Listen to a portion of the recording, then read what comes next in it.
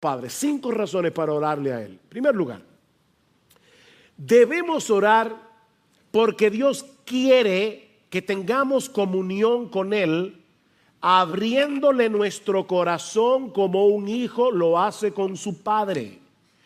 Él quiere acercar nuestro corazón al suyo a través de la oración. Dios quiere que experimentemos la realidad de que somos sus hijos al depositar nuestras cargas sobre Él. Dice en Gálatas capítulo 4 versículo 6 que por el hecho de haber sido adoptados por Dios, escuchen esto, Él ha enviado el Espíritu de su Hijo a nuestros corazones clamando Abba, Padre.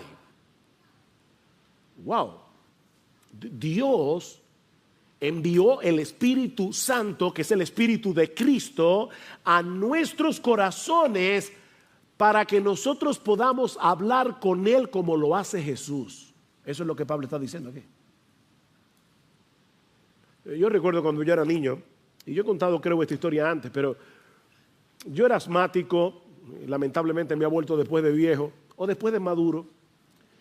Y cuando yo era niño era mucho más asmático que ahora, y yo me acuerdo que a veces me levantaba 2, 3 de la mañana con un ataque de asma bien severo, y yo iba a la puerta de la habitación de mi mamá, le tocaba la puerta y le decía: mami, estoy apretado. Y ella, con una cara tranquila, como si hubieran sido las 3 de la tarde, ella me daba el medicamento, se sentaba conmigo en la sala de mi casa, en una mecedora, a esperar que se me pasara el ataque de asma, y luego nos íbamos ambos a dormir. Yo nunca oía a mi mamá quejarse por eso, era como lo más normal del mundo. Mis hermanos, lo que Dios quiere es que tú y yo tengamos esa misma confianza y vayamos al trono de nuestro Padre y le abramos nuestro corazón. Así que oramos porque Dios quiere que nosotros hablemos con Él. Pero en segundo lugar, debemos orar para manifestar nuestra dependencia en Dios, porque todos nosotros tenemos un sentido de autosuficiencia que deberíamos resistir constantemente en nuestro corazón. Y no hay una forma de hacerlo más eficaz que a través de la oración. Cada vez que nosotros oramos, estamos diciéndole al Señor: si Dios quiere, viviremos y haremos esto o aquello, como dice en Santiago. La oración es una declaración de absoluta dependencia en Dios. Y créeme, tu corazón, mi corazón necesitan ese recordatorio continuamente. En tercer lugar, debemos orar a Dios soberano, al Dios soberano que es ahora nuestro Padre por causa de Jesús. Debemos orar porque la oración glorifica a Dios. Al final de cuentas, todo lo que nosotros hacemos es para la gloria de Dios. Debemos orar porque la oración glorifica a Dios. Cuando oramos por algo y Dios responde, es Él el que se lleva la gloria. ¿No es así? Y todo lo que pidáis en mi nombre lo haré, dice el Señor en Juan 14, versículo 13, para que el Padre sea glorificado en el Hijo. Oren para la gloria de Dios. De hecho, esa es una de las razones por las que Dios quiere que no nos limitemos a orar como individuos, sino que oremos como iglesia. Y eso lo vemos en este mismo pasaje. Pablo había orado en el capítulo 1 porque él quería llegar a Roma. Y ahora le dice a los creyentes de Roma: oren por mí para que al final yo pueda llegar a vosotros. La oración de muchos contribuye a que Dios sea más ampliamente glorificado cuando Él responda el clamor de su pueblo. Escribiendo a los Corintios, Pablo les dice en su segunda carta que Dios lo había librado de morir en Asia y que él confiaba que Dios lo iba a librar otra vez. Y ahora escuchen: cooperando también vosotros con nosotros con la oración, para que por muchas personas sean dadas gracias a favor nuestro por el don que nos ha sido impartido por medio de las oraciones de muchos. Oren ustedes para que cuando Dios responde esa oración, muchos puedan elevar sus corazones en gratitud, dándole gracias a Dios. Nosotros debemos orar porque la oración glorifica a Dios. En cuarto lugar, debemos orar porque al hacerlo estamos sintonizando nuestra voluntad con la voluntad de Dios. Al orar, nosotros le estamos diciendo a Dios: Señor, esto es lo que yo quiero, pero que se haga mi voluntad y no la tuya. Eso fue lo que oró el Señor Jesucristo en el huerto de Getsemaní. Padre, si es posible que pase de mí esta copa, pero que no sea como yo quiero, sino como tú. Cada vez que nosotros oramos, estamos sintonizando nuestra voluntad con la voluntad de Dios. Pero en quinto lugar, y esta es la parte más sorprendente y más misteriosa de la oración, es que debemos orar, mis hermanos escuchen cada palabra, debemos orar porque el Dios soberano escucha nuestras oraciones y Él ha decretado usarlas para el cumplimiento de sus planes soberanos. De verdad, eso es sorprendente. Pastor, yo no lo entiendo, que yo tampoco, pero eso es lo que dice la Biblia. Dios, de alguna manera que nosotros no entendemos, usa nuestras oraciones para llevar a cabo su voluntad. Sigfrido leyó el Salmo 34, algunos versículos. Este pobre clamó y el Señor lo oyó y lo salvó de todas sus angustias. Nuestro Dios es un Dios majestuoso, es un Dios glorioso, es un Dios cercano y personal. Nosotros le hablamos a Él como un hijo le habla a su padre. Padre, estoy en angustia, yo clamé, el Señor me oyó. Los ojos del Señor están sobre los justos y sus oídos atentos a su clamor. Cuando un hijo suyo ora al Dios de los cielos, Dios lo escucha como si no hubiera otro creyente orando en el planeta entero. Toda su atención está puesta allí. A veces estoy hablando con alguien y me da la impresión, porque ¿verdad? Por teléfono yo no puedo ver, pero me da la impresión de que está hablando conmigo mirando su celular o mirando la computadora. Porque hay como una distracción. Miren, tú no puedes darle a nadie una atención dividida y decir que tú lo estás escuchando de corazón. Eso no es posible. Nuestro Dios no está mirando el celular cuando tú le estás orando. Él tiene toda su atención puesta en ti, como si no hubiera otra persona en el planeta entero orándole a Él en ese momento. Claman los justos y el Señor los oye y los libra de todas sus angustias. Mis hermanos, nuestras oraciones forman parte de su plan soberano. Ese es uno de los medios diseñados por Dios para que las cosas pasen. Cuando el creyente ora, su clamor penetra al corazón mismo de Dios. Y Él ha decretado obrar en el contexto de nuestras oraciones. Cuando Dios decreta que algo ocurra, Él también decreta los medios a través de los cuales esas cosas van a suceder. Tanto el efecto como la causa forman parte del decreto de Dios. John Piper lo explica de esta manera. Si Dios predestinó que yo muriera por una herida de bala, entonces yo no moriré si la bala no es disparada. Si Dios predestinó que yo fuera sanado por una cirugía, entonces si no hay cirugía, no seré sanado. Hay personas que están orándole al Señor y Dios le da la respuesta de mil maneras, pero ellos están esperando algo diferente, como una especie de milagro. No, yo quiero ser sanado sin cirugía. No, pero es que Dios decretó que tú vas a ser sanado por medio de una cirugía. Sí, pero mi Dios me puede sanar, yo lo sé, pero Él ha decretado sanarte por medio de la cirugía. Es como en el caso del sol, dice Piper, ya que Dios predestinó que el sol brillara, también predestinó que fuera una bola de fuego inextinguible. ¿Verdad que sí? O sea, Dios dijo, yo quiero que el sol alumbre y por lo tanto yo también decreto que el sol sea un fuego que nunca se apaga. Si el fuego del sol se extinguiera, ya no habría brillo, porque Dios decretó que el brillo del sol emanara del fuego. Bueno, nuestras oraciones, dice Piper, son como el fuego del sol y las respuestas de Dios como el brillo que emana del fuego. Nuestras oraciones son el fuego y el brillo son las respuestas de Dios. Dios ha decretado que el brillo surja del fuego.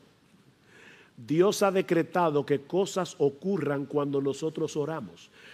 Dios, dice Piper, ha establecido el universo de tal manera que en gran medida éste se mueve por la oración, de la misma manera que ha establecido la brillantez para que en gran medida ocurra por medio del fuego. En otras palabras, la oración nos coloca frente al famoso, al gran dilema de las Escrituras. Dios es soberano, el hombre es responsable. Dios es soberano, el hombre es responsable. Yo ya decidí quién se va a salvar, pero nadie se va a salvar si no le predicamos el Evangelio. Porque la predicación del Evangelio es el medio que yo voy a usar para salvar a mis elegidos. Todo lo soporto, dice Pablo, por amor a los escogidos. Pero Pablo, si son escogidos, ¿para qué te afanas? Porque Dios ha decretado que los escogidos se van a salvar por medio de la predicación. Bueno, Dios ha decretado que muchas de las cosas que ocurren en este mundo que Él creó van a suceder por causa de las oraciones de su pueblo. Clama a mí y yo te responderé. Jeremías 33. Mira, mis hermanos, en vez de tratar de desentrañar el misterio, créele a Dios y obedécelo. Él te está diciendo que me clames a mí, que yo te voy a oír y yo te voy a... Pero Señor, yo no entiendo cómo funciona. Óyeme, si te lo tratara de explicar, tampoco lo vas a entender porque eres una criatura finita. Tú no puedes entender la mente de Dios. Es como tratar de meter el océano en un vasito de agua. Pero clama a mí y yo te responderé. Pedid y se os dará. Porque todo aquel que pide, recibe. Mateo capítulo 7. Pedid y recibiréis, Juan 16, para que vuestro gozo sea cumplido, completo. Pedid y recibiréis. En un sentido contrario, ustedes no tienen lo que quieren porque no lo piden.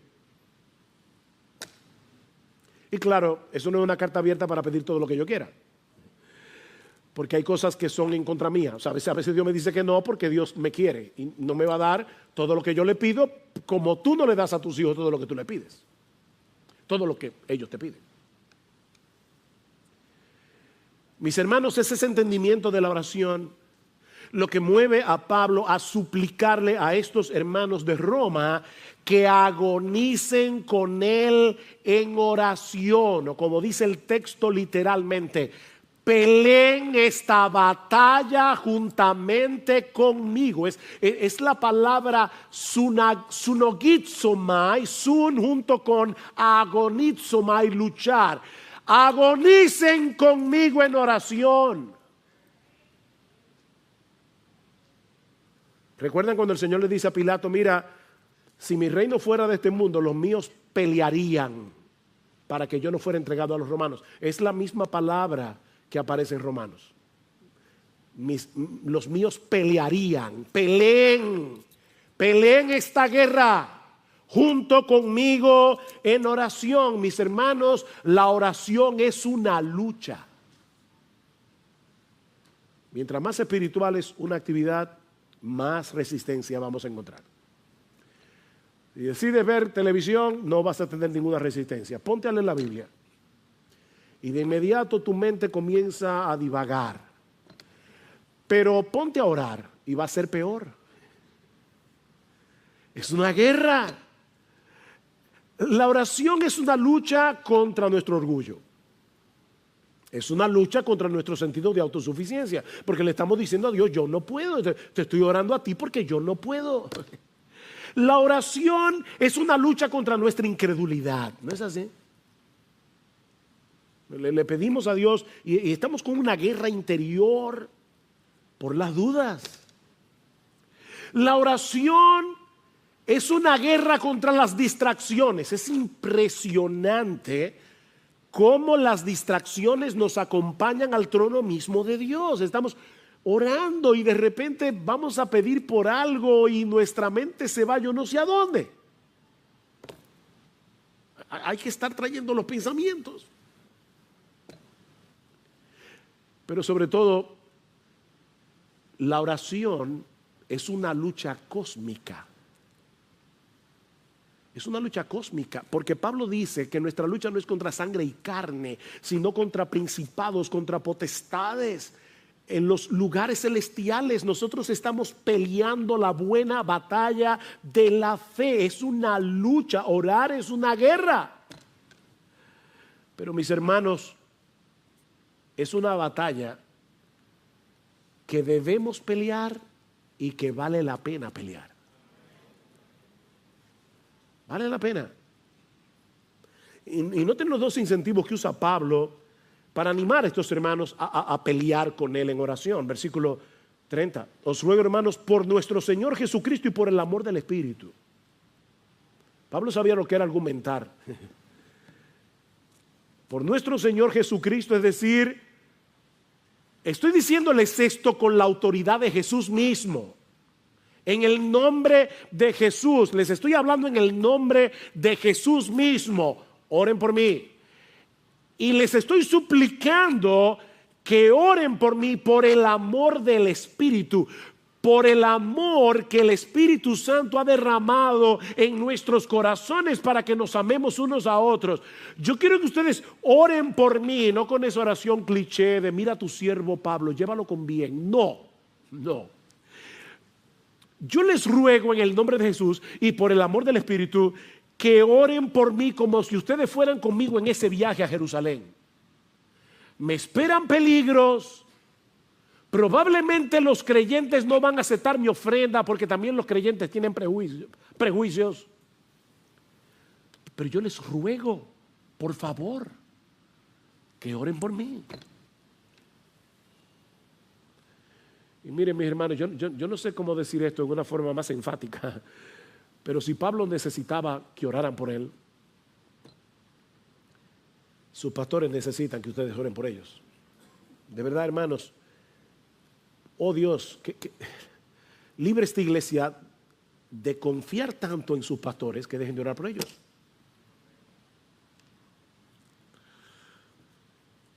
Yo no quiero que los pastores ahora parezcan héroes, pero mire, déjenme decirles solamente una tarea, una sola. Pararse a predicar aquí cada semana, ustedes no se imaginan la guerra que eso implica. Hay un montón de cosas que vienen a nosotros y que nos impiden concentrarnos en el estudio de la palabra para poder entender lo que el texto dice y para luego saber cómo predicar eso en una forma ordenada, que la gente la entienda, clara, sencilla y con aplicación.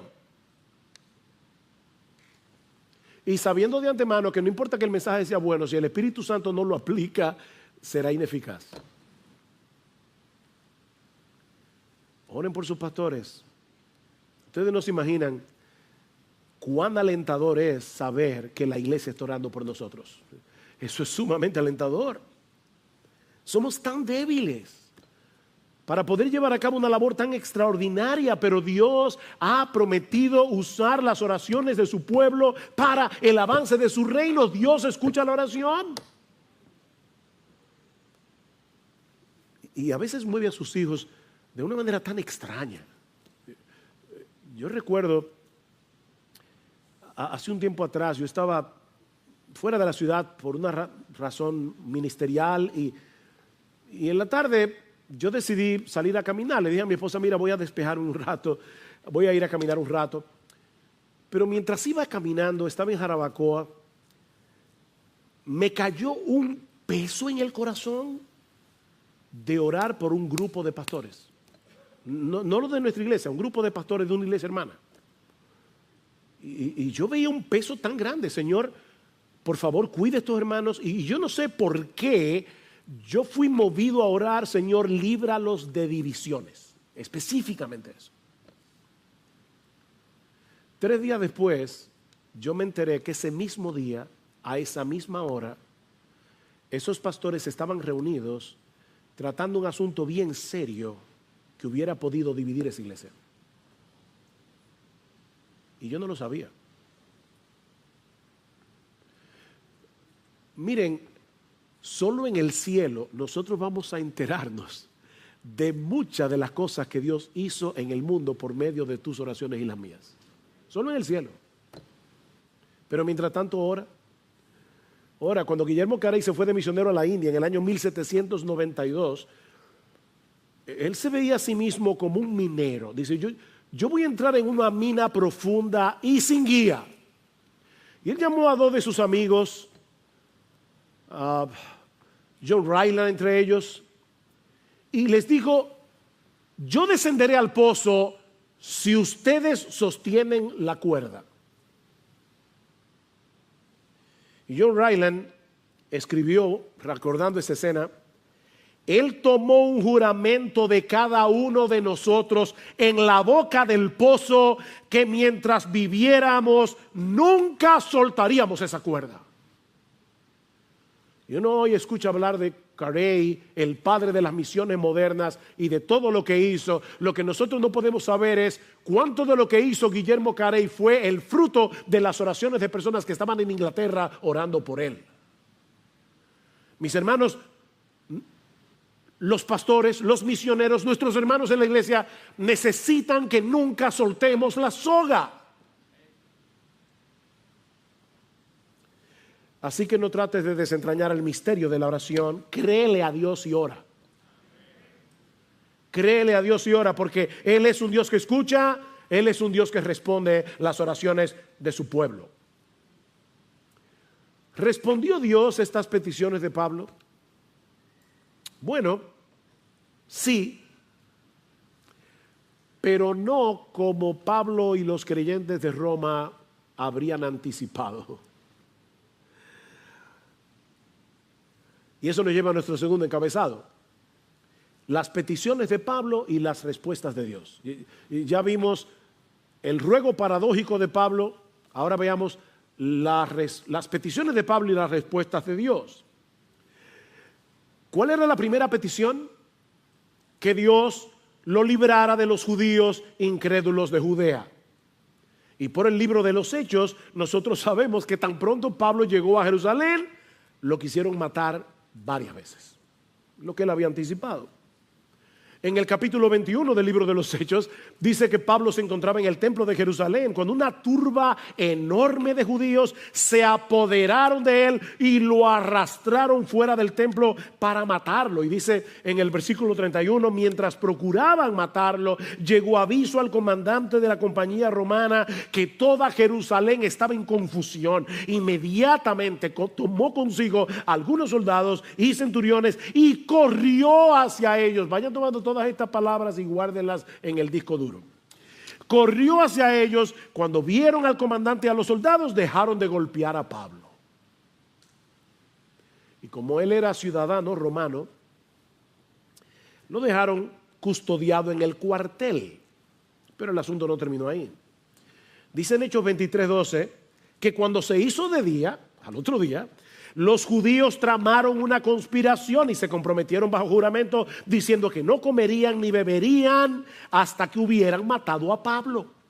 Y los que tramaron esta conjura eran más de 40, los cuales fueron a los principales sacerdotes y a los ancianos y le dijeron: nos hemos comprometido bajo solemne juramento a no probar nada hasta que hayamos matado a Pablo.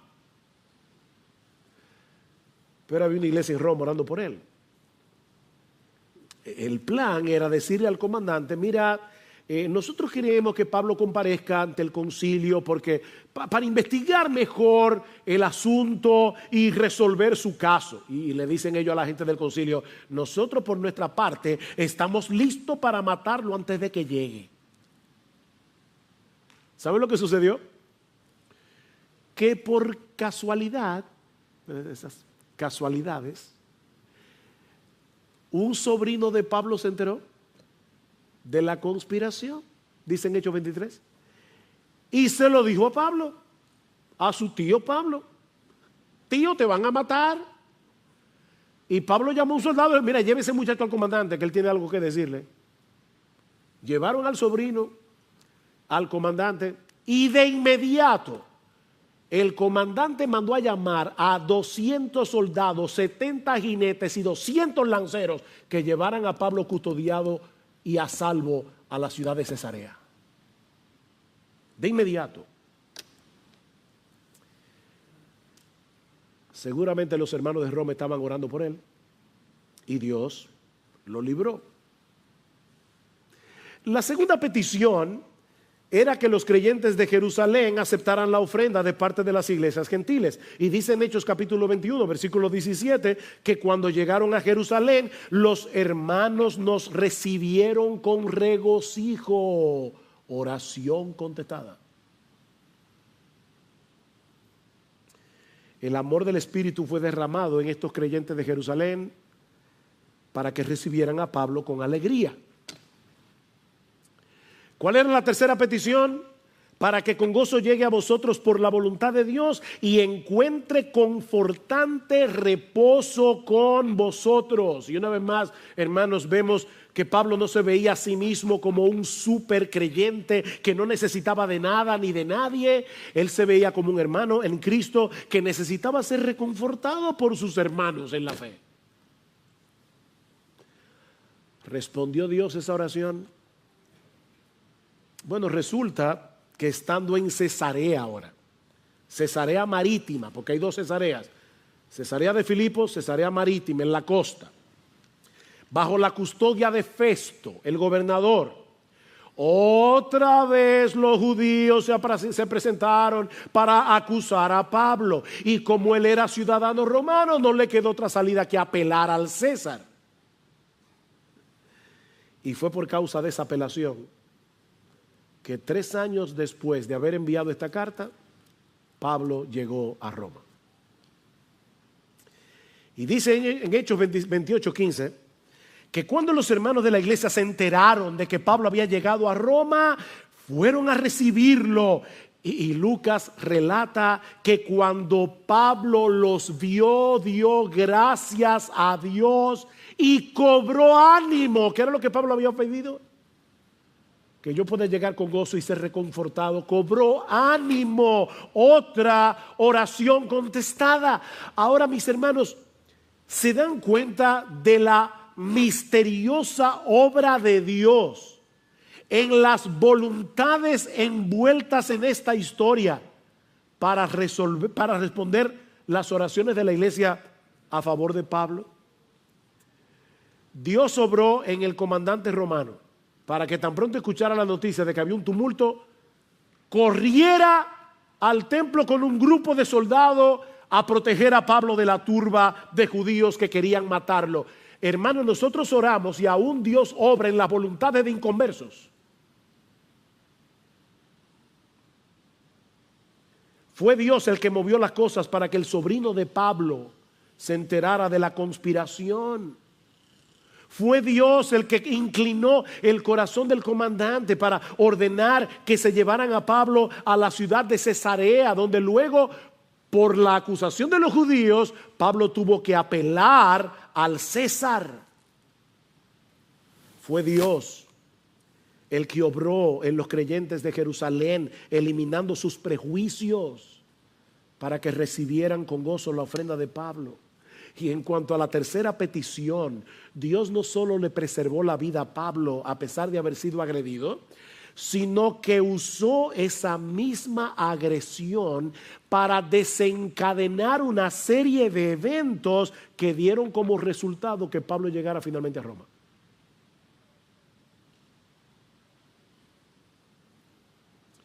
Llegó preso. Pero si lo miran desde otra perspectiva, eso tuvo grandes ventajas. O sea, cuando Pablo le dijo a los creyentes de Roma, oren por mí para que yo pueda llegar a ustedes, lo último que Pablo se imaginó era que iba a llegar preso. Y los hermanos de Roma tampoco. Pero eso tuvo sus ventajas. En primer lugar, viajó gratis a costa del imperio. En segundo lugar, recuerden que los viajes eran muy peligrosos. Viajó custodiado con un grupo de soldados a disposición de Pablo. Pero lo más importante es que eso hizo posible que el evangelio llegara a la casa del César en Roma. Increíble. Escribiendo desde la prisión, Pablo dice a los filipenses que la causa de su apresamiento había llegado a ser notoria en toda la guardia pretoriana. Ellos sabían que Pablo estaba preso por causa del evangelio, no porque era un malhechor. Y Pablo se convirtió en la comidilla de la guardia pretoriana. Estos soldados que custodiaban a Pablo no solamente tenían que escuchar el evangelio una y otra vez, de hecho tuvieron que escuchar la carta a los romanos enterita cuando Pablo se la dictaba a Tercio, sino que también vieron el carácter de Pablo, a tal punto que las noticias del preso llamado Pablo llegaron a la casa del César. Y escuchen cómo Pablo termina su carta a los filipenses: todos los santos os saludan, especialmente los de la casa del César. Increíble cómo Dios responde a la oración. Mis hermanos, Dios, dice Pablo en Efesios, responde a nuestras oraciones mucho más abundantemente de lo que pedimos o entendemos. Los creyentes de Roma pidieron porque Pablo pudiera llegar a Roma, pero seguramente no pudieron anticipar que la forma como Dios iba a responder esa oración permitiría que el evangelio llegara al mismo palacio de Nerón. Increíble.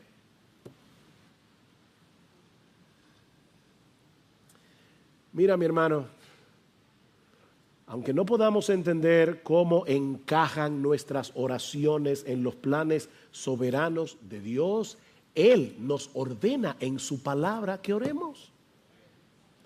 Y que oremos sin cesar. Lucas 18:1, Cristo les dio una parábola a sus discípulos de que debían orar en todo tiempo y no desmayar. Efesios 6:18, orando en todo tiempo. Colosenses 4:2, perseverad en la oración. Primera Tesalonicenses 5:17, orad sin cesar. Convierte todas tus preocupaciones, todas tus tentaciones, todos tus planes en oración delante de Dios. Y vas a estar el día entero con la línea abierta. ¿Te acuerdas del batiteléfono de Batman? Que cuando el comisionado lo levantaba, inmediatamente llegaba a la baticueva. Nosotros tenemos un batiteléfono que, miren, cada vez que tú dices Señor, ahí está el oído del Señor. Increíble. Orad sin cesar. Filipenses 4:6. Por nada estéis afanosos, sino sean conocidas vuestras peticiones delante de Dios con toda oración y ruego, con acción de gracias, y la paz de Dios que sobrepasa todo entendimiento guardará vuestros corazones y vuestros pensamientos en Cristo Jesús. Ora, ora, ora. Mis hermanos, una teología que te lleve a desistir de la oración es una teología defectuosa. Ora. El Señor presupone que vamos a orar. Dice tú cuando ores, entra en tu apostolado. Cuando ores, porque él dice, no es que los creyentes van a orar, eso es como la respiración a la vida física. Cuando ores, porque vas a orar, ora, ora. Debemos orar, no porque la oración sea poderosa. Hay personas que dicen, la oración tiene poder. No, la oración no tiene ningún poder. Pero el Dios al cual le oramos es el Todopoderoso. No es la oración que tiene poder, es Dios. Y Él ha decretado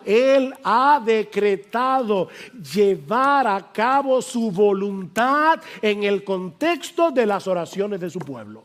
No lo entendemos, pero podemos obedecer. Créele a Dios. Créele a Dios. Y ora. Pablo creía eso. Y por eso no solo le suplica a estos hermanos que oren por él, sino que también él oraba por ellos. Y eso nos lleva a nuestro tercer encabezado: el anhelo y la oración de Pablo por los creyentes de Roma, que veremos mucho más brevemente. Versículo 33, el Dios de paz sea con todos vosotros. Amén. Es una bendición, pero es en sí una oración de Pablo, un ruego de Pablo. Yo quiero que el Dios de paz sea con todos vosotros. Y me encanta eso porque en Romanos 15 Pablo se refiere a Dios de tres maneras diferentes.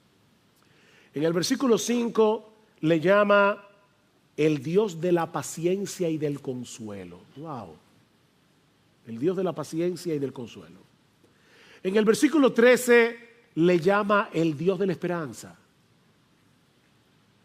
Y precisamente porque Él es el Dios de la paciencia, el Dios del consuelo y el Dios de la esperanza, Él es el Dios de nuestra paz.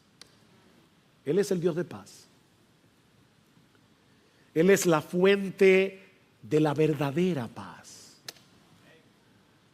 Primero hace la paz de nosotros con Él. Él nos reconcilia por medio de la obra de Cristo en la cruz. Y luego que ya somos hijos de Dios, nos permite experimentar una paz que sobrepasa todo entendimiento, aún en medio de las circunstancias más difíciles. La paz de Dios. Dios no tiene sobresaltos. Este tema de la pandemia a Él no le inquieta. Ni la agenda LGBT. Dios se opone a ella, pero Dios no está temblando en el cielo por el lobby LGBTQI y yo no sé cuántas letras más. Dios no está inquieto. Él es el Dios de paz. Porque Él sabe que la victoria es suya, de antemano lo sabe. Y Él es el Dios que obra en el corazón de sus hijos para que en medio del tumulto, en medio de un mundo que se desmorona a nuestro alrededor, nosotros podamos experimentar esa paz que sobrepasa todo entendimiento. Y eso es lo que Pablo parece estar pidiendo por estos creyentes de Roma. Hay muchos hermanos nuestros luchando con el temor y la ansiedad por todo lo que está sucediendo a nuestro alrededor. Pero qué bueno que nosotros podemos pedirle al Dios del consuelo, al Dios de la esperanza, al Dios de la paz, que consuele, alimente la esperanza y le dé paz al corazón de estos hermanos nuestros y a nuestro propio corazón. Debemos orar por los pastores y misioneros, como Pablo pide aquí, que oren por él. Oh, mis hermanos, pero debemos orar por otros creyentes en sus aflicciones y dificultades, como Pablo está orando aquí por estos creyentes en Roma. Que el Dios de paz sea con ustedes. Son muchas las lecciones que podemos extraer de un pasaje como este. Pero yo solo quiero dejarte meditando en una sola cosa. En una sola. Debemos orar. Debemos orar y confiar en que Dios usará nuestras oraciones en el contexto de su santa y perfecta voluntad. El hecho de que tú y yo no seamos capaces de ver todo lo que Dios está haciendo por causa de nuestras oraciones no quiere decir que Dios no esté obrando.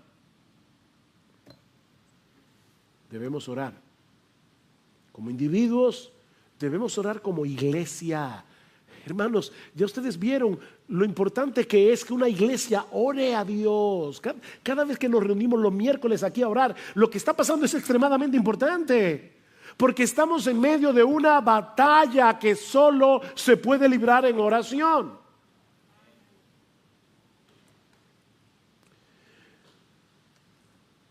El otro día compramos un aparatico que es genial, es un teléfono, pero que tiene otro teléfono conectado con este teléfono. Entonces hay uno en la habitación, hay otro en la cocina. Qué cómodo cuando uno, mi amor, si vienes para el cuarto, tráeme un vaso de agua. Y eso es genial. Ok, déjame decirte algo, citando aquí a alguien más, ¿no? Esto no es original, pero alguien decía, una de las razones por las que nuestra oración funciona mal es porque la tratamos como si fuera un intercomunicador doméstico para pedir mantequilla u otra almohada en el cuarto, en lugar de tratarla como un intercomunicador en tiempos de guerra para solicitar el poder del Espíritu en la batalla por las almas. Es un intercomunicador para pedir rescate aéreo. ¿Ustedes creen que los Marines que están en Afganistán toman el intercomunicador para contarle al capitán el último chiste que escucharon? No, ellos están en medio de una guerra, rodeados de talibanes. Oh, hermanos, somos parte de un ejército. Y nuestro interés es que otros conozcan a Cristo como nosotros lo hemos conocido, y que todos los creyentes podamos permanecer fieles hasta el fin, peleando la batalla, la buena batalla de la fe, para la gloria de nuestro capitán y el avance de su reino. Debemos sostener esa cuerda en oración. Tus hermanos experimentan las mismas tentaciones que tú, y los pastores también, tus hermanos, todos. Se desalientan como tú. Muchas veces tienen las mismas dudas y confusiones que te pasan por la cabeza, el mismo deseo de tirar la toalla y rendirse en la batalla. Así como tú necesitas la ayuda del Señor y debes clamar en oración que su gracia venga en tu auxilio, tus hermanos lo necesitan también, tus pastores lo necesitan también, los misioneros lo necesitan también. Oh, que el Señor nos conceda como individuos y como iglesia experimentar tal sentido de necesidad que nos lleve sobre nuestras rodillas con la confianza de que el Dios soberano ha prometido escuchar y responder las oraciones de su pueblo en el marco de su santa y perfecta voluntad. Jesucristo. Así que, mi hermano, si tú estás ahora en medio de una prueba, sea grande, sea pequeña, tal vez no es un mega huracán, pero sea grande o sea pequeña, tú tienes que entender que fue Dios el que te metió en esa prueba. No fue el destino. No fue un virus invisible. No fue la gente que te rodea, decía el filósofo francés Jean-Paul Sartre, el infierno son los demás. No fueron las personas que te rodean las que te metieron allí. Dios te puso allí en medio de ese huracán con un propósito bueno y sabio, aunque ahora no podamos entenderlo. Pero este pasaje también nos enseña que las pruebas llegan sin aviso. Las pruebas suelen llegar sin aviso. Cuando los discípulos entraron en la barca, no podían imaginar lo que estaba a punto de ocurrir. Mateo nos dice que la tormenta se desató de pronto. ¿Lo ven en el versículo 24? De pronto, repentinamente. Las pruebas se introducen en nuestras vidas sin pedir permiso. Por eso es que Santiago dice: amados míos, tened por sumo gozo cuando os halléis en diversas pruebas. Y la idea es, cuando ustedes se encuentren de repente en diversas pruebas. Nosotros quisiéramos que las pruebas vinieran como espaciadas, ¿verdad? Que viniera una hoy, otra el año que viene. Pero dice Santiago, no. A veces tú tienes una prueba y luego vienen 25 juntas. Cuando os halléis en diversas pruebas, o como dice el texto literalmente, pruebas de diversos colores. Y desde nuestro punto de vista, las pruebas siempre llegan en el momento más inoportuno.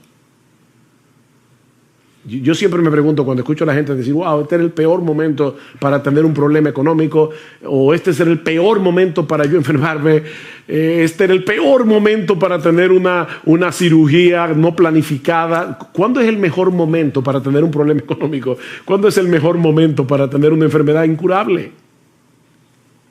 Las pruebas llegan desde nuestro punto de vista en el momento más inoportuno.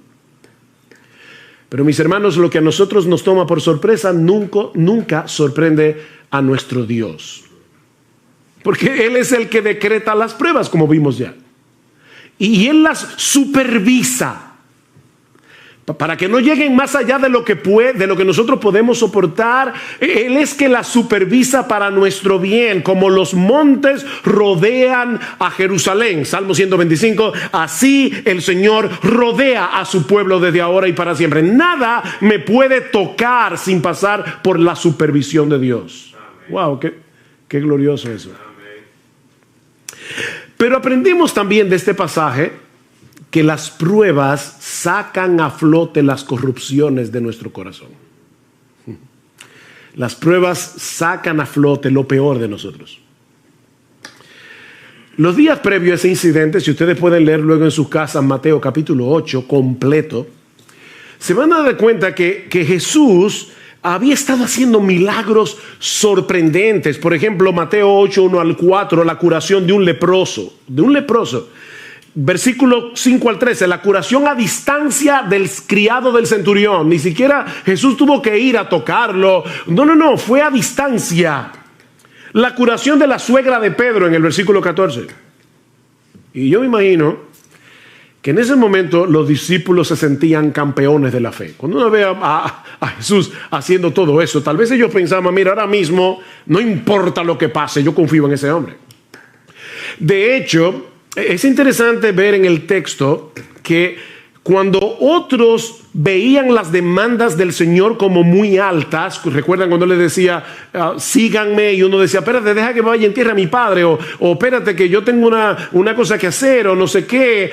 Cuando otros estaban poniendo excusas para seguir a Jesús, vean lo que dice el versículo 23, cuando entró Jesús en la barca, sus discípulos le siguieron. Mientras otros veían difícil seguir a Jesús y ponían excusas para seguir a Jesús, los discípulos no. Así que probablemente en ese momento ellos se sentían campeones de la fe. Pero ¿qué tan fuerte era esa fe? No había manera de saberlo si no era en medio de la prueba. Abraham no sabía qué tan fuerte y sólida y vigorosa era su fe hasta que Dios le pidió que sacrificara a Isaac. Ezequías fue un buen rey de Israel. Enfermó, le oró a Dios que lo sanara, Dios lo sanó. Y probablemente en ese momento se sentía fuerte en su fe. Llegaron unos embajadores de Babilonia y el orgullo de Ezequías salió a flote inmediatamente. Mis hermanos, es en medio de las pruebas que conocemos el estado real de nuestro corazón. Nuestra fe será probada por el fuego, dice en 1 de Pedro capítulo 1, versículo 7. Tiene que ser probada por el fuego. ¿Qué hace el fuego? El fuego licúa el oro, y al licuarse, como es un metal pesado, eso hace que la basura salga a flote, y entonces el orfebre comienza a purificar el oro. Pero tiene que ser por medio del fuego. Yo estoy seguro que a nadie le gustaría ir a una joyería, comprar una prenda pensando que es de oro y después resulta que era de hojalata. El oro tiene que ser probado, y se prueba con fuego, no solo para ver su genuinidad, sino también para librarlo de impurezas. El oro tiene que ser probado por fuego, y nuestra fe también. Nuestra fe también tiene que ser probada. Y cuando somos probados, es que podemos ver una verdadera radiografía de lo que hay en nuestro corazón. Pero aprendemos también de este relato que las pruebas son un antídoto contra nuestro sentido de autosuficiencia. Las pruebas son un antídoto contra nuestro sentido de autosuficiencia. Estos hombres eran pescadores, bueno, y eran pecadores también, pero eran pescadores experimentados, eran marineros de experiencia. Seguramente ellos habían estado en tormentas anteriormente en el mar de Galilea, porque eso era muy común. Pero ahora Dios los había colocado en una situación tan extrema que ellos sabían que toda su experiencia no les serviría de nada. De nada. Mis hermanos, Dios usa las pruebas para llevarnos a descansar únicamente en Él, para destruir nuestro sentido de autosuficiencia. Pablo dice en 2 Corintios capítulo 1, versículos 8 al 9, que Dios los puso en una situación tal cuando ellos estaban en Asia Menor, que Pablo dice, nosotros tuvimos temor de morir, pensamos que no íbamos a conservar la vida, y Dios hizo eso, escuchen lo que dice Pablo, a fin de que no confiáramos en nosotros mismos. Pablo, el gran apóstol Pablo, está diciendo En otras palabras, yo tengo la tendencia, igual que todos los demás, a confiar en mí mismo. Y Dios envió esta prueba para que no confiáramos en nosotros mismos. Todos nosotros tenemos una fuerte tendencia a confiar en nuestras propias capacidades. Y ¿saben qué? Nunca somos más débiles, ni estamos en una condición más vulnerable que cuando somos atrapados por el sentido engañoso, porque es una ilusión, de que nosotros podemos hacer las cosas en nuestras propias fuerzas. Eso es una ilusión. Pero cuando estamos en medio de las pruebas, percibimos más claramente lo frágiles que somos, y eso nos mueve a buscar nuestro refugio únicamente en Dios. Por eso es que Pablo dice en esa misma carta al final, 2 Corintios 12, por tanto, de buena gana me gloriaré en mis debilidades, para que repose sobre mí, para que tabernaculice sobre mí, para que el poder de Cristo haga una tienda de campaña sobre mí. Es lo que está diciendo Pablo, por lo cual, por amor a Cristo, me gozo en la debilidades, en afrentas, en necesidades, en persecuciones, en angustia, porque cuando soy débil, entonces soy fuerte. Cuando soy débil. Nunca estamos en una mejor condición espiritual que cuando percibimos que se acaban nuestras fuerzas, que ya no tenemos otra opción que ampararnos en el poder de la gracia de Dios. Pero lo más importante que nosotros aprendemos de este pasaje acerca de la naturaleza de las pruebas es que las pruebas nos brindan una excelente oportunidad para crecer en nuestro conocimiento de Dios y de sus caminos. Las pruebas son una escuela. Una escuela. Versículo 27. Y los hombres se maravillaron diciendo, ¿quién es este? Fíjense, ellos habían visto a Jesús hacer milagros. Pero ahora se están preguntando, ¿quién es este? Este hombre no encaja dentro de nuestras categorías humanamente hechas. Cristo no encaja. ¿Quién es este? Que aún los vientos y el mar le obedecen. Esto no era una mera teoría para ellos. O sea, no fue que ellos vieron cómo Jesús se levantó de la barca. Y yo les decía al principio, yo no voy a estudiar y considerar cada uno de los detalles de la historia, pero ustedes recuerdan, ¿verdad? Jesús está dormido, los discípulos lo despiertan, Cristo mira el mar, mira el viento y le dice, cállate. Y la reacción de los discípulos no fue, wow, qué interesante. O sea, fíjate, wow, él solamente, dijo la palabra y el mar se calmó. No porque ellos ya conocían eso en teoría. Ellos sabían que Jesús era poderoso, porque lo habían visto sanar. Recuerden, milagrosamente a leprosos, al criado del centurión. Ellos sabían que Jesús tenía poder. Pero ahora estaban tomando un examen práctico. Mis hermanos, las pruebas convierten el conocimiento teórico que nosotros tenemos de Dios en verdadero conocimiento. Job tuvo que pasar por todo lo que pasó para poder decir al final de su libro, de oídas te había oído. Un hombre que conocía al Señor, que adoraba a Dios día tras día, que oraba por sus hijos, un hombre piadoso. Y sin embargo está diciendo, Señor, yo no hubiera podido conocerte de no haber pasado por esta experiencia. De oídas te había oído, pero ahora mis ojos te ven. Déjame hacerte una pregunta. ¿Cuál es la mejor manera de aprender a jugar un deporte? ¿Leyendo un manual? Sobre las reglas de juego, los movimientos. Mira, nosotros podemos tener un manual escrito por Leo Messi acerca de cómo jugar el fútbol y aprender el manual de memoria, pero la única forma de aprender a jugar fútbol es jugando fútbol. Esto no es teórico, hermanos. Esto no es teórico.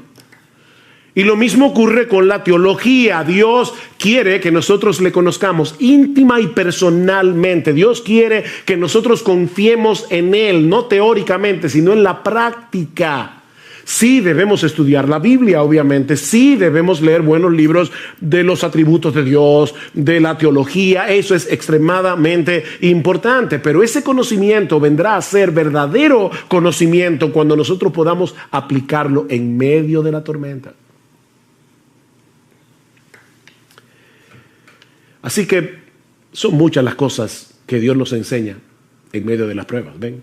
Jamás podremos conocerlo mejor a Él y conocernos mejor a nosotros mismos a menos que atravescamos por diferentes pruebas. Alguien decía muy sabiamente: contemplo el mundo a través de mis lágrimas, porque quizás así vea cosas que no vería con los ojos secos.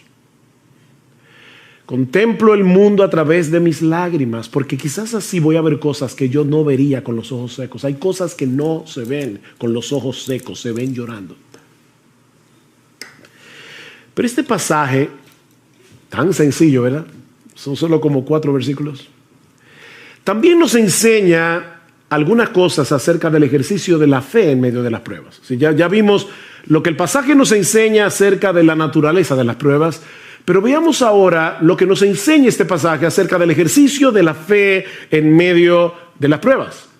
Esa noche, los discípulos se dejaron controlar por el miedo, se dejaron controlar por la angustia, a tal punto que no solo pusieron en dudas el poder de Jesús, sino también su amor y su cuidado. Vean otra vez el versículo 25. Y llevándose a él le despertaron diciendo: Señor, sálvanos, que perecemos. El Evangelio de Marcos dice: Maestro, ¿no tienes cuidado que perecemos? Y no es que hay un error entre Marcos y Mateo, es que los discípulos comenzaron todos a hablar a la vez. Y unos dijeron una cosa, otros dijeron otra. Pero el punto es que ellos estaban tan llenos de miedo que perdieron de vista lo que implica tener a Jesús en la barca. Ellos perdieron eso de vista. Y algunos pudieran pensar: bueno, pastor, pero óyame, no era para menos. No, Cristo tenía una evaluación muy diferente. ¿Por qué estáis amedrentados, hombres de poca fe? Hay al menos 2 cosas que nosotros aprendemos de esa respuesta de Jesús a los discípulos. La primera es que la fe rehúsa dejarse dominar por el miedo. La fe rehúsa dejarse dominar por el miedo.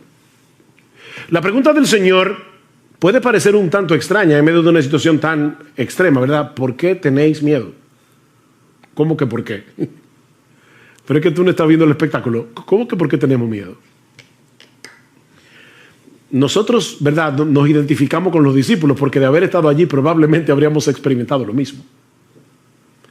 Sin embargo, la pregunta de Jesús implica una reprensión. ¿Por qué reaccionan con miedo? Ahora, déjenme aclarar algo para no crearles un problema de conciencia innecesario. Eso no quiere decir que los cristianos no tenemos derecho a luchar con el miedo, sobre todo cuando estamos en una situación de peligro potencial.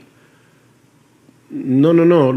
El miedo, el temor es algo que Dios ha puesto en nosotros para llevarnos a la protección, a protegernos, a no ser locos y arrojarnos a una situación que pueda hacernos daño. Lo que no tenemos derecho, los cristianos, es a dejarnos controlar por el miedo. Fíjense, nosotros tenemos derecho a tener una lucha inicial con el miedo. Lo que no tenemos derecho es a dejarnos dominar por el temor, tomando en cuenta que nosotros tenemos un Dios como el nuestro que cuida de nosotros. Los discípulos perdieron el control de sí mismos al punto de hablarle a Jesús con insolencia. Maestro, ¿no te importa? Oigan la expresión. ¿No te importa que perezcamos? En vez de mostrar una fe sumisa y esperar confiados en que Jesús iba a hacer lo que él tenía que hacer, la frustración, el miedo, los llevaron a reprocharlo por su falta de cuidado y de amor. Ahora, no olviden, mis hermanos, que ellos acaban de ver a Jesús sanar todo tipo de enfermedad. Ellos acaban de ver a Jesús echar fuera demonios. Ellos estaban conscientes de su poder. Ellos estaban conscientes de la compasión de Jesús, pero dejaron que el miedo los controlara. En otras palabras, en ese momento ellos perdieron su teología.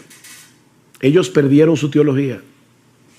¿Alguna vez te has visto a ti mismo reaccionando de ese modo? Porque ay, mis hermanos, a mí me ha pasado más veces de lo que yo quisiera recordar. me ha pasado más veces de lo que yo quisiera recordar. Sabemos que el Señor es bueno, sabemos que Él es todopoderoso, sabemos que Él está lleno de compasión y de sabiduría. De hecho, tú y yo tenemos un conocimiento mayor que el que tenían los discípulos esa noche, porque nosotros vivimos del otro lado de la cruz. Ellos todavía en ese momento no habían visto a Cristo muriendo por nuestros pecados y recibiendo en su cuerpo la ira de Dios por nuestros pecados para que nosotros pudiésemos ser absueltos en el tribunal de Dios. Ellos vivieron del otro lado de la cruz. Pero ¿cuántas veces reaccionamos con esa misma clase de insolencia? Con esa misma clase de incredulidad en medio de la prueba. No lo decimos con palabras. Pero esa es la queja sutil y silente que está detrás de nuestra amargura y de nuestro descontento. Señor, una cosa es lo que la Biblia dice acerca de tu cuidado, acerca de tu protección hacia los tuyos, pero otra cosa muy diferente es lo que yo estoy viviendo en este momento. Puede que esto se aplique a algunos de tus hijos favoritos en la iglesia, pero honestamente yo no me siento cuidado por ti. De hecho, Señor, si yo puedo serte todavía más honesto, yo siento en este momento que a ti no te importa. Suena duro, ¿verdad? Eso fue lo que los discípulos dijeron a Jesús. A ti no te importa. Por eso se llenaron de miedo. Imagínense lo terrible que es estar en un universo como el nuestro, en un mundo caído, lleno de problemas, y encima de eso saber que en los cielos hay un Dios a quien tú no le importas. Que a Dios no le importa. A ti no te importa, Jesús. Eso fue lo que los discípulos le dijeron. Por eso alguien decía que esta es la historia de dos tormentas, una en el mar y otra en el corazón. Esta es la historia de dos tormentas. Mis hermanos, ¿qué debemos hacer cuando percibimos esa agitación inicial de nuestras almas, cuando percibimos que hay un peligro o una aflicción? Porque decimos, la fe rehúsa dejarse dominar por el miedo. Sí, pastor, eso suena muy bonito, pero ¿cómo yo hago eso? Bueno, eso me lleva a la segunda enseñanza, a la segunda lección que nosotros podemos aprender de este relato sobre el ejercicio de la fe en medio de las pruebas, y es el hecho de que hay algo que nosotros tenemos que hacer con la fe. O si quieren ponerlo de otro modo, nosotros aprendemos de este relato no solo que la fe rehúsa dejarse dominar por el miedo, sino que la fe es una actividad. La fe es una actividad. Lo que yo quiero decir con esto es que la fe no se dispara automáticamente en medio de las pruebas. Se trata de algo que nosotros tenemos que poner en acción. Tú y yo somos responsables de tomar el escudo de la fe. Lucas, en el relato paralelo, nos dice que luego que el Señor calma el mar en tempestad, Él le pregunta a los discípulos, ¿dónde está vuestra fe? ¿Ven la pregunta? Eso es como el individuo que se compra un revólver para defenderse de los ladrones, lo esconde muy bien, y entonces cuando de repente lo asaltan y él le cuenta el relato a un amigo y le dice, wow, me asaltaron, y el revólver dice, no, los ladrones no lo encontraron. Pero no hizo nada. O sea, él tenía el revólver ahí, pero no hizo absolutamente nada. Lo que Jesús le está diciendo es, ¿dónde está? ¿Qué hicieron ustedes con la fe? ¿Dónde está vuestra fe? ¿Qué hicieron ustedes en ese momento con la fe que tienen en mí? Porque mis hermanos, ellos tenían fe en Jesús, por eso lo despertaron. Pero no hicieron nada con esa fe, aparte de despertar a Jesús insolentemente. Mis hermanos, hay algo que debemos hacer con nuestra fe para impedir que la angustia nos arrope. ¿Qué dice el salmista en el Salmo 56? En el día que temo, fíjense, no es yo nunca tengo miedo. No. En el día que temo, yo en ti confío. En el día que temo, yo tomo la decisión de confiar en ti. Yo tomo la decisión de pensar correctamente. Por eso decimos que la fe es una actividad, porque es la actividad de mantener a raya nuestra incredulidad con la palabra de Dios. Nosotros tenemos que mantener a raya la serpiente de la duda, la serpiente de la incredulidad con la palabra de Dios. El problema de los discípulos en la barca es que ellos no se hicieron cargo de la situación, sino que dejaron que la situación se hiciera cargo de ellos. Que la situación los controlara. Miren, mis hermanos, cada vez que nosotros estamos en medio de una prueba, la voz de la duda comienza a hablar inmediatamente.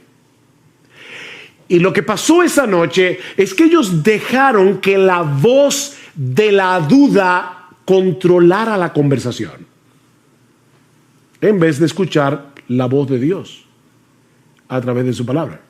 ¿Por qué te abates, oh alma mía? Fíjense, ¿qué está haciendo el salmista aquí? Él está acallando la voz de la duda. ¿Por qué te abates, oh alma mía? ¿Por qué te turbas dentro de mí? Espera en Dios, porque aún he de alabarle, salvación mía y Dios mío. Háblale a tu alma, no dejes que la voz de la duda hable sin control.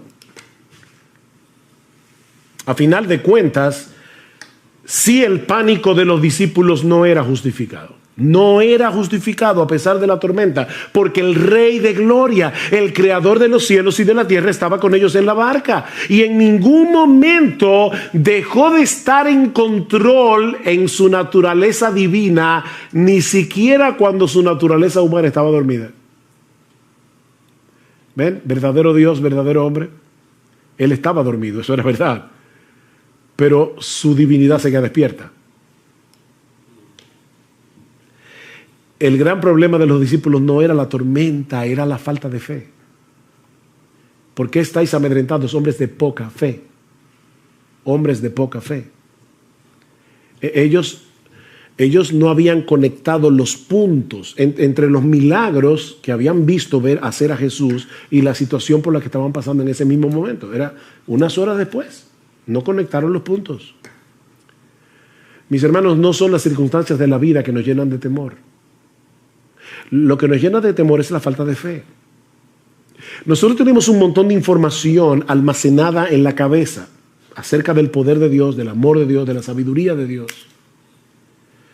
Pero en el momento de la prueba, nuestro diálogo interior nos traiciona. Y entonces, ¿ahora qué? Y sí, y si entonces, y si pasa, y si viene. Ven, el diálogo interior nos traiciona. Lo que nos decimos a nosotros mismos no concuerda con nuestra teología. ¿Ven? Y terminamos dominados por el pánico.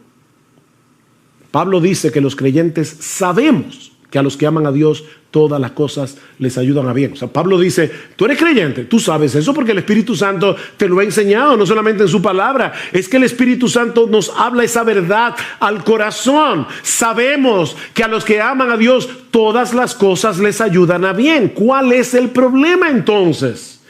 Que nos dejamos arrastrar a ese lugar que Juan Bunyan bautizó como llanura del olvido, en el libro de La Peregrina. Y dice Bunyan, por cierto, esa es la parte más peligrosa de estos contornos, la llanura del olvido. Pues si alguna vez los peregrinos sufren algún desastre, es precisamente cuando se olvidan de los favores que han recibido y de lo inmerecidos que son estos. No te dejes arrastrar hacia la llanura del olvido. Y lo digo así porque así lo pone Bunyan, llanura del olvido. No te dejes arrastrar hacia ese lugar. Nunca olvides las misericordias de Dios en Cristo, porque su amor manifestado en el Calvario sigue tan intacto hoy como cuando Cristo estaba muriendo por tus pecados en la cruz. Está intacto el amor de Dios. Ayer escuchaba la historia de una mujer que iba en un barco y el capitán era su esposo. Resulta que de repente se levanta una fuerte tempestad, la mujer está muy atemorizada y va hacia el marido y el marido le pregunta, ¿por qué tienes miedo? Y ella le responde con otra pregunta, ¿y tú por qué no tienes miedo? Hay una tormenta allá afuera. Él, el marido, le pidió a un joven que estaba ahí, dice, tráeme mi espada. Él le trae la espada y él se coloca con la espada frente a ella y le dice, ¿tú me tienes miedo? Y dice ella, por supuesto que no. Y dice, ¿por qué tú no me tienes miedo? Dice, porque yo sé que tú me amas, tú eres mi esposo. Bueno, le dice él, el Dios que controla esta tormenta es mi Padre que me ama y no la usará para hacerme daño.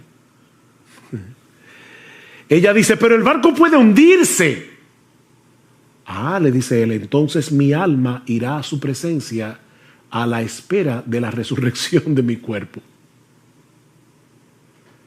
Ven, mi hermano, ¿cuál es el asunto? Esa espada que ahora te hiere está en las manos de Dios, del Dios que te ama, del Dios que cuida de ti, del Dios que no te va a hacer daño, del Dios que no te va a hacer daño. Aunque tenga que usar el escarpelo para hacerte una cirugía de corazón abierto, ese Dios no te va a hacer daño. Mis hermanos, no podemos permitir que las consecuencias de esta pandemia o lo que sucedió este fin de semana con nuestro edificio, claro que no me dio alegría saber que este domingo no nos íbamos a poder reunir en nuestro local. Por supuesto que me dio tristeza ver toda esa agua corriendo por el púlpito y bañando las sillas. Y no fue motivo de alegría subir al techo esta semana, el viernes, y ver lo que había pasado allí. O cualquier otra cosa que pueda suceder mañana, no pueden llevarnos a perder de vista el poder y el amor de Dios. Y que Él hace todas las cosas con un propósito sabio y santo, aunque nosotros no lo entendamos. Yo le decía a mi esposa, yo no sé si, por supuesto, este no es la única razón por la que Dios permitió todo esto, pero quién sabe si Dios quería que nosotros cambiáramos el mensaje de Romanos y predicáramos este mensaje, una de las razones por las que Dios obró para que mucha gente fuera consolada a través del texto de Mateo 8.